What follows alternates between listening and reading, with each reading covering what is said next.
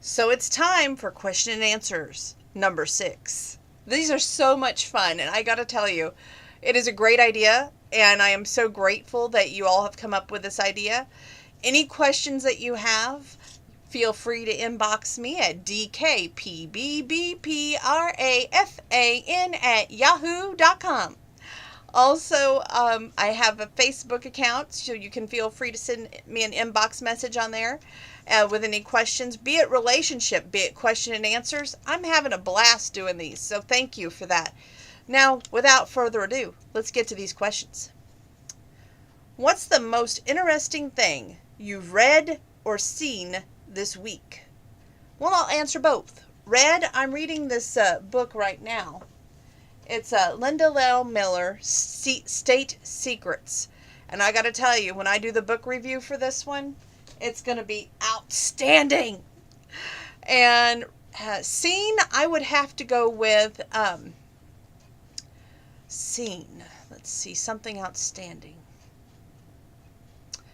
Well, a couple weeks ago, we were at Aldi's, and a gentleman gave me his cart, and I tried to give him a quarter, and he said, no, just keep it. So I thought that was pretty outstanding. Okay, here we go. What's the worst commercial you've seen recently, and why is it so bad? I don't know about you all, but there's a lot of bad commercials lately. But one that I think is it's pokes fun kind of at the Nikki Bella John Cena thing is the Hefty commercial where he comes out, and we all know that one of the major issues there between Nikki and John for a long time in real life was children, and the baby says daddy and the mama says, oh, I wish. I just think that's a little bit over the top, so I'm going to go with that commercial. What's the oldest thing you own? Oh boy. Well, I do still have some of my prized possessions from growing up as a child, but I don't know as far as what the oldest would be. I mean, I have Cabbage Patch Kids, I've got a fur skin, I've got Shotgun Red Doll and his Miss Daisy with Slingshot and Buckshot the kids. I've got My Little Ponies, Barbies. So I don't know. I don't really know what the oldest... Maybe my piano. That would probably be the oldest thing that I own. What is the biggest thing missing in your life? Well, I guess it's all on your perspective. I would say I'm missing a lot of family that has passed on in my life. I would say that...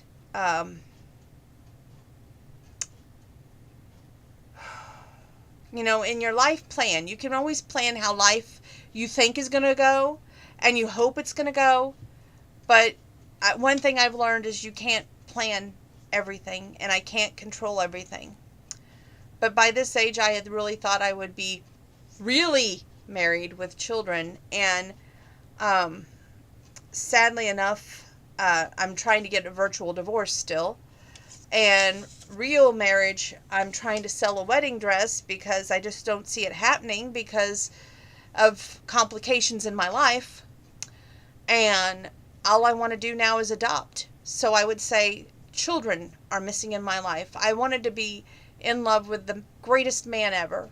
And I wanted to have children biologically by now. But with my polycystic ovarian syndrome, most men don't understand that it would be a very high risk for myself and putting the child at high risk, and they would not want to adopt. Most men want their own kids, and they wouldn't classify adoption as their own. Some men wouldn't. So I just do it on my own. What is something about life that people don't appreciate as much as they should? That could be taken from a lot of angles.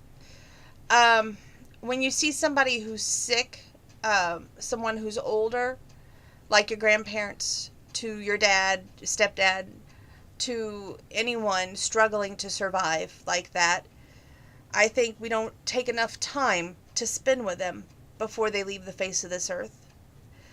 I also think that when we fall in love, sometimes we're too quick to walk away before we try and work every angle out.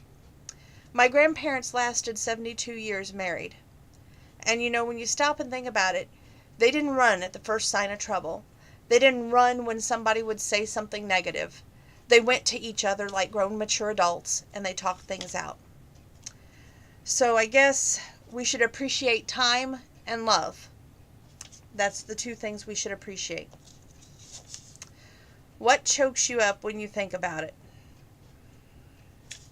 A lot of things. I'm a very sentimental person, and to think about anything usually chokes me up. Lately, Hoda Kutpee adopted her second baby, and it's named Hope. And I messaged her on Instagram, and I told her that that gave me hope.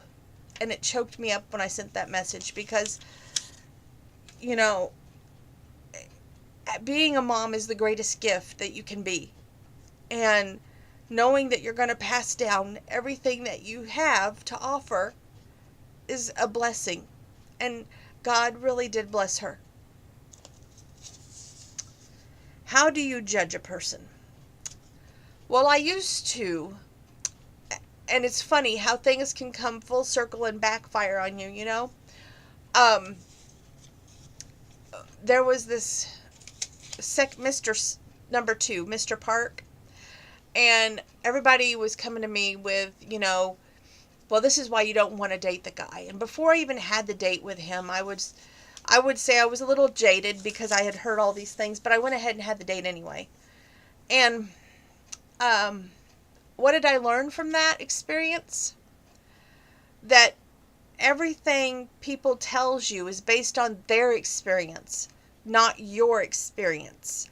And you can't go prejudging anybody without giving them a chance. And sometimes jumping to conclusions gets you the wrong place in life.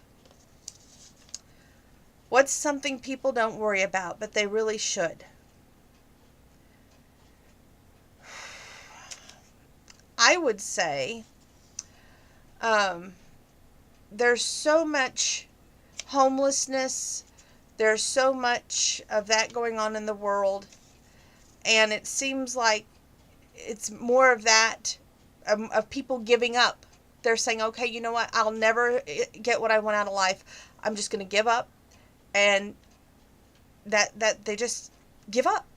I think if we had more people out there lending a helping hand, be it giving them a job, be it sitting them down, giving them hope for a future, you know, that means the world compared to just ignoring someone. Which charity or charitable cause is most deserving of money? There's so many charities out there and charitable causes. We have Habitat for Humanity. We've got the SPCA, and I love animals. I love children, so adoption, of course, is dear to my heart. Finding a cure for polycystic ovarian syndrome. You'll hear me say that multiple times because no one knows what you go through until you experience it. There was something Dr. Phil once said on his show about when they say when they try to empathize with you and they say, oh, I know how you feel. And he's like, no, you should never say that. And I totally believe in that because you're not that person. Unless you're that person and you've walked in those shoes, you can't say those words. What's the craziest conversation you've overheard lately? Well, this is kind of funny. When we were at the Easton Corbin concert, we had everybody around us that was maybe a little younger than me, but this girl sitting next to me was talking to the girl sitting next to her, and I didn't know the people from Adam, so it was probably good. And she was talking about, well, I don't know what he sees in her, but you know it has to be for the money because she has no looks. And even though I didn't know these people, I wanted to lean over and go, what's it to you? Why are you up in their business? You know, I don't understand why people get so involved in other people's lives. Is your life that boring that you have to voice your opinion and possibly doom their happiness? Why? What's in it for you? What's the funniest comedy skit you've ever seen? Well, there's this telephone operator skit that my grandma introduced me to. And she pretends to be the supervisor. The supervisor. I'll have to do it just the way she does. I want to say it's Francis and May, but they do this great 1920s skit. And I'll have to get back with you with their exact names and the name of the skit, but it's just awesome. What celebrity would you rate as a perfect 10? Now, you see, I don't believe in this rating system because there's always room for improvement. There's nobody who is perfect. On the outside, you can be totally drop dead gorgeous, but the inside is what always matters to me because looks fade, and if you're going to remain with that person for years to come, then you got to be worth it. You know what I'm saying? What does it mean to be powerful? Well, to me, what it means to be powerful, you lend a helping hand when needed. You are charitable. You are able to be called on in times of need. And that's what's powerful to me. Money, it may talk, but you know what's even better is when it talks for better reasons, to better someone or to better the environment, better the community. Just not just power over a person. I think that's terrible. What celebrities do you think is the most down to earth? When we got backstage to meet Tracy Bird a few years ago, he was handing out bottles of water while we got to wait our turn to meet him. I thought that was outstanding. Also, when we got to go see another country music singer named Garth Brooks. Don't know if you ever heard of him or not. This would be back when he was first starting out, and it was at Nashville North. Ty England, he's another singer. My grandpa ran into him, and he's like, my wife bet me that I couldn't meet Garth Brooks. And he says, you come with me and you bring your wife. We got backstage, and Garth said, oh my gosh, it's too cold out there. Get in here. And he made sure that me, my mom, Garth, and my grandma and my dad all the time got to meet Garth. And it was totally awesome experience. It was definitely once in a lifetime. So I would say when you're more down to earth, you're going to go places. Favorite scene in a movie is, I've got too many favorite scenes in movies, but what I like is when the unexpected happens. And like in Pure Country, when he comes out and she's sitting there and she just thinks there's no way for them to work things out and she's crying and he's singing I Cross My Heart. That's one of my favorite scenes. Urban Cowboy, where we think Sissy is not going to wind up with him and all of a sudden things turn on a dime and they work things out. 8 Seconds, even though he dies, him and Kelly work things out before he passes. Unleashing Mr. Darcy, when we think there's no way that Donovan is going to ever forgive Elizabeth, and they work things out and they end up getting married. I mean, too many good favorite scenes. Sweet Home Alabama. Woo. And I heard rumors that there may be a second one. Let's hope for the best there. Do you believe that people are inherently good? Inherently. I don't like to think that our goodness is passed down through who we are. I like to think that we make our own way in the world. And, you know, we're our own trailblazers. And no matter what anybody may say or think about us, they're not walking on our path. They're not the one blazing the trail. We are. So therefore, no one can blaze that trail better than us. Okay, when you are old, what do you think your children will ask to tell stories about? You know, in this crazy world that we live in, I don't know exactly what's yet to come. I don't think any of us really know the future. But I know one thing for sure. I really didn't see Donald Trump becoming president, so I'm sure that that will be a story that they'll ask me about. Him remaining in office will probably be another story that they ask me about, just saying. What are you currently worried about? I've got a lot of stuff going on from my tooth. And then I was in the shower today and I have a terrible ingrown toenail. And I didn't realize that it's acting up on me. And oddly, it's on the same side of the body as my tooth.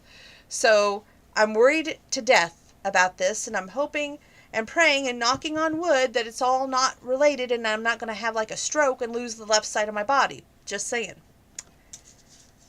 What was the last photo that you took? Probably last night, me working out, honestly. What is the closest thing to real magic? I would say we're on Easter weekend. This is Good Friday. The closest thing to real magic was He is risen. And I think that would be the closest thing to real magic. And I don't think I've ever experienced real magic in my life. Not at all. But I know one thing. God is good. And whatever's going to happen from here on out, I'm giving everything to God. I'm still got a wedding dress for sale. That's for $50 right now because I can honestly say I don't see myself ever using it. I've got a scanner for sale for $150. Get in contact with me. As I've said before, questions about relationships, question and answer, send them to me. I will gladly answer those. I have already got some more questions ready and queued up for Saturday and Sunday. After Sunday, I don't know how many more of these we'll do before the big event, but I can tell you something else I'm really excited about. I got to purchase tonight the 2 cans of cream of mushroom and a box of Lipton onion mix, and I'm going to try a pot roast here, not this Sunday, but the following Sunday, the 28th. So you'll have to stay tuned and see how well I do on that. It's my first time cooking a family meal, and I've invited my mom, my niece, of course Grandpa, and my cousin Penny says she definitely wants to be here for that, so I'm honored that that's everybody's wanting to join in, so it should be a good time. So other than that, I hope you all have a good night. Love you all, and I'm sure we'll talk again tomorrow.